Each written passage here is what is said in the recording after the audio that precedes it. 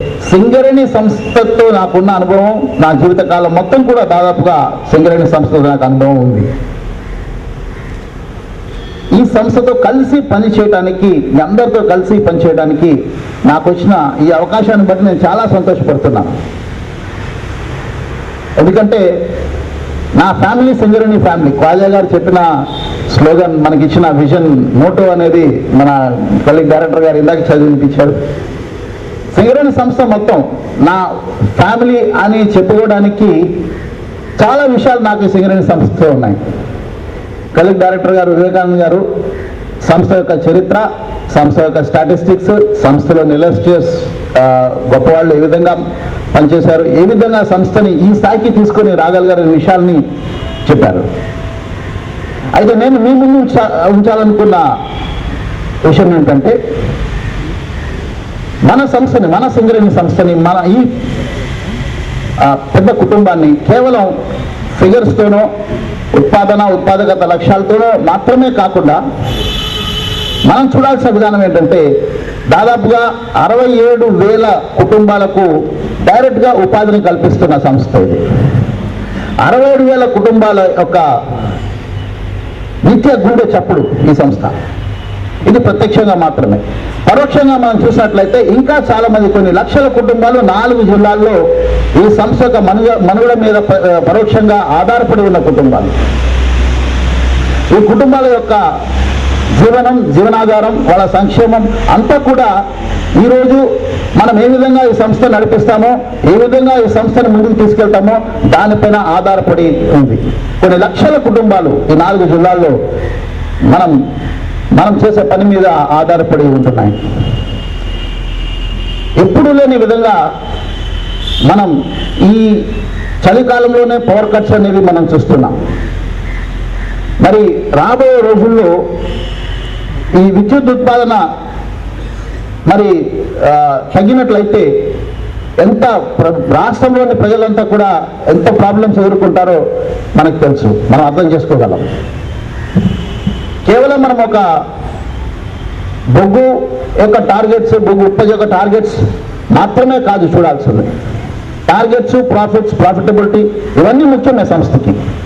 కానీ మనం చేసే ప్రతి పనిలో, మనం వేసే ప్రతి స్టెప్లో ఈ రాష్ట్ర ప్రజల భవిష్యత్తు, ఈ రాష్ట్ర ఇండస్ట్రీస్ యొక్క భవిష్యత్తు ఇవన్నీ కూడా ఆధారపడి ఉన్నాయని చెప్పేసి మనం గమనించాల్సి ఉంటుంది. 53.34 మిలియన్ టన్నుల ఉత్పత్తి అనేది, 553 లక్షల టన్నుల ఉత్పత్తి అనేది చాలా పెద్ద టార్గెట్గా ఈరోజు కనపడుతున్నా. ఒక 35-40 రోజులు మనం ఉత్పాదనని పోగొట్టుకున్నా, ఈ మిగిలిన రోజుల్లో ఖచ్చితంగా మనం ఆ లక్ష్యాన్ని సాధిస్తామనే నమ్మకం నాకుంది. లక్ష్యాన్ని సాధించడమే కాకుండా లక్ష్యాన్ని కూడా అధిగమించే దిశగా మనం ఈరోజు అడుగులు వేయాల్సిన అవసరం ఉంది. ఉత్పాదకత మాత్రమే కాకుండా కార్మికుల యొక్క సేఫ్టీని మనం దృష్టిలో ఉంచుకొని సేఫ్ వర్కింగ్ ప్రాక్టీసెస్ విషయంలో ప్రతి క్షణం కూడా అప్రమత్తంగా ఉండి సేఫ్ వర్కింగ్ ప్రాక్టీసెస్ని, సేఫ్ వర్కింగ్ కల్చర్ని మనం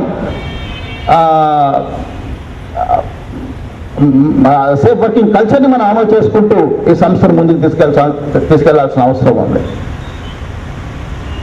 అంతేకాకుండా కార్మికులకు వెల్ఫేర్, వారి బాగోగులు, వారి ఆరోగ్యం గురించిన కొన్ని కన్సర్న్స్ ఇంకా మన సంస్థలో ఉన్నాయి. ఆరోగ్యం గురించి ఆలోచిస్తే చాలామంది, దాదాపుగా 100 సంవత్సరాల చరిత్ర ఉన్న కంపెనీ ఇది. యావరేజ్ ఏజ్ ఆఫ్ వర్కర్స్ కూడా దాదాపు 40 పైబడిన సందర్భాలు, 40-45 పైబడిన సందర్భాలు మన కంపెనీలో ఉన్నాయి. కాబట్టి కార్మికుల ఆరోగ్యం విషయంలో మనం కొన్ని స్టెప్స్ తీసుకోవాల్సిన అవసరం ఉంది. ఇప్పటికే ఈ దిశగా కొన్ని అడుగులు వేస్తున్నాము. రాబోయే రోజుల్లో కార్మికుని ఆరోగ్యం అనేది, కార్మికుని కుటుంబం యొక్క ఆరోగ్యం అనేది చాలా ముఖ్యమైన విషయంగా తీసుకోబోతున్నాము. అదేవిధంగా వెల్ఫేర్ విషయానికి వస్తే, మరి మన క్యాంటీన్స్ని ఇంప్రూవ్ చేయాలనే ఆలోచనతో మొదలుపెట్టాం. చిన్న చిన్న ముందుకు చేస్తూ ఇంకా ముందుకు తీసుకెళ్లాలనే ఆలోచనతో మొదలుపెట్టాం.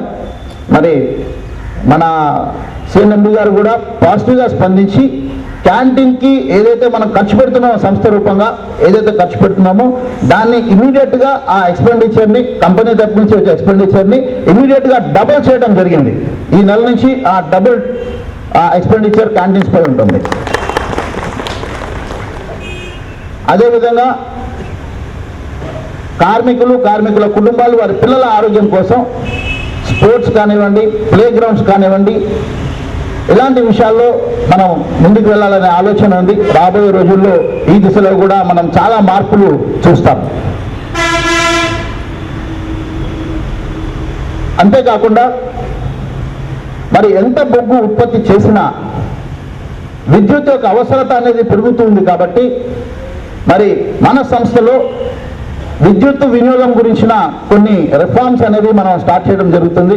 ఒక 10-15 రోజుల క్రితమే మన సీజీఎం హెచ్ఆర్డి అమర్నాథ్ గారితో కలిసి ఒక ట్రైనింగ్ ప్రోగ్రామ్ మనం ఏర్పాటు చేసుకున్నాం. ఈ ట్రైనింగ్ని ముందుకు తీసుకొని వెళ్తూ మరి విద్యుత్ వినియోగంలో మన కంపెనీ, మన సంస్థ మొత్తం రాష్ట్రానికే కాకుండా దేశానికి, ప్రపంచానికే పారదర్శకంగా ఉండే విధంగా demand side management of electricity, DSM of power, demand side అంటే విద్యుత్తు మనం విద్యుత్ ఖర్చుని తగ్గించడం కాదు, విద్యుత్తుని ఏ విధంగా ఎఫిషియెంట్గా ఎఫెక్టివ్గా ఉపయోగించుకోవాలనే విషయంలో మనం ఒక ట్రైనింగ్ ప్రోగ్రామ్స్ని సంస్థ మొత్తంగా కూడా మనం ఈ ట్రైనింగ్ ప్రోగ్రామ్స్ని ముందుకు తీసుకెళ్తున్నాం. ఈ సంవత్సరం కేవలం మొత్తం దేశంలోనే, ప్రపంచంలోనే ఆదర్శవంతంగా విద్యుత్ వినియోగంలో ఆదర్శవంతంగా ఉంచుతూ అందరికీ దారి చూపే విధంగా మన సంస్థ ఉండాలనే లక్ష్యంతో మనం ముందుకెళ్తున్నాం.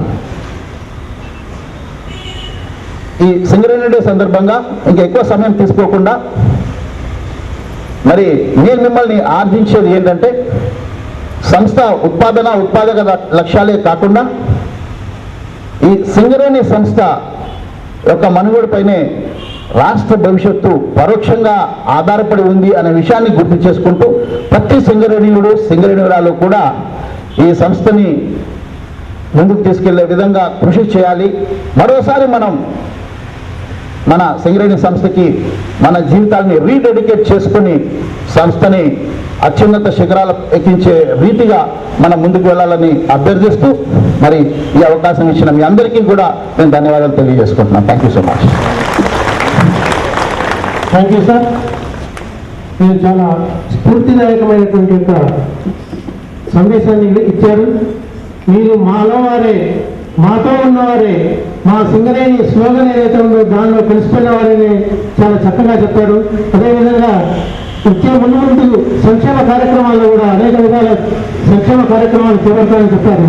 చాలా స్ఫూర్తిదాయకంగా ఉందని మేము మరొకసారి తెలియజేస్తూ, అదేవిధంగా ఈరోజు సింగరేణి దినోత్సవాల సందర్భంగా సాయంత్రం సిఆర్ క్లబ్లో సాంస్కృతిక కార్యక్రమాలు ఏర్పాటు చేయడం జరిగింది. అందరు సింగరేణిలు తమ కుటుంబ సభ్యులతో వచ్చి సాంస్కృతిక కార్యక్రమాలను అందరికీ కూడా ప్రగతిని తెలుపుతూ ఈ కార్యక్రమం ఇంతటితో ముగిసిందిగా ప్రకటించడం జరుగుతుంది. Thank you. సరేనా?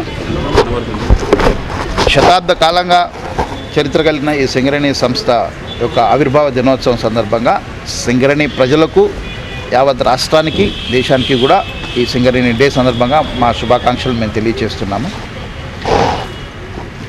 దక్షిణ భారతదేశంలోనే అతిపెద్ద బొగ్గు ఉత్పత్తి సంస్థగా సింగరేణి సంస్థ ఆవిర్భవించి ముందుకు వెళ్తుంది.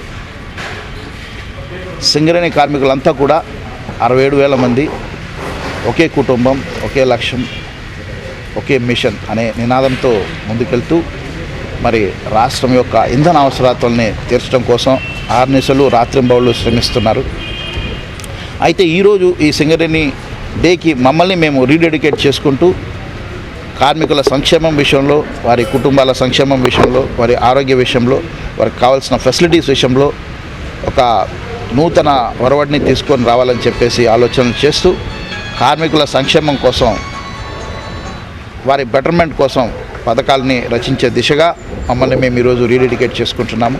ఉత్పాదక లక్షణాలని మా కార్మికులు ఆటోమేటిక్గా సాధిస్తారనే నమ్మకం మాకుంది. సింగరేణి కార్మికులు ఎప్పుడూ కూడా యాజమాన్యం యొక్క నమ్మకాలని వమ్ము చేయరు. వారు అహర్నిశలు శ్రమిస్తూ ఈ రాష్ట్రం కోసం వాళ్ళు కష్టపడుతున్నారు. వారి కోసం ఏం చేయాలి, ఏ విధంగా వారి జీవితాలని ఇంప్రూవ్ చేయాలి, ఏ విధంగా వారి క్వాలిటీ ఆఫ్ లైఫ్ని ఇంప్రూవ్ చేయాలి అనే విషయంలో మరి సంస్థ యాజమాన్యం ఆ దిశగా అడుగులు వేస్తూ ముందుకెళ్ళి కార్మికుల శ్రేయస్సు కోసం పనిచేస్తుంది అని చెప్పేసి ఈ పత్రికాముఖంగా నేను తెలియజేసుకుంటున్నాను. టోల్డ్ కదా, నాకు స్పెసిఫిక్ క్వశ్చన్స్ అడగంటే I will answer, that is better. ఏమన్నా if you want to ask you can ask. Actually ఈ సెంట్రల్ ఫంక్షన్ ఎందుకు ఆర్గనైజ్ చేస్తున్నామంటే we need to rededicate ourselves to the Singareni principles, one family, one mission, one vision, and then we need to meet at a place once in a year, and this is the day on which company was incorporated in 1920 on December 23rd. So that's how this function is here. ఇప్పుడు సింగరేణిలో most important thing ఏంటంటే our target this year is 53.4 million tons. Actually మనకు ఈ సమ్మె వల్ల ఇంతకుముందు చెప్పాను నేను, ఒక 655 crores సేల్స్ రెవెన్యూ లాస్ అయింది, 371 crores ప్రాఫిట్లో రిడక్షన్ వచ్చింది.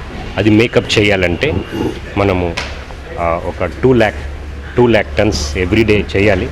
ఇప్పుడైతే యావరేజ్ ఒక 1.85 వస్తుంది. సో ఇంకా మార్చ్ 31st వరకు we're quite confident that we will do the target.